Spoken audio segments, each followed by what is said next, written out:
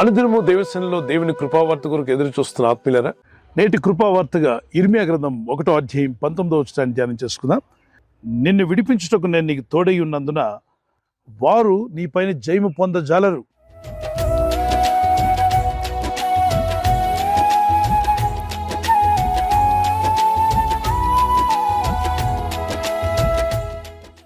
ఇర్మియాతో ప్రభు అంటున్నాడు, నువ్వు భయపడవద్దు, నువ్వు ధైర్యంగా ఉండు.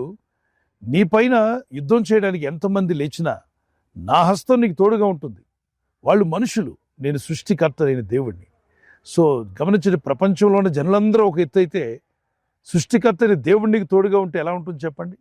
జయము నీదే. నీతో పోరాడుతున్న సమస్యలు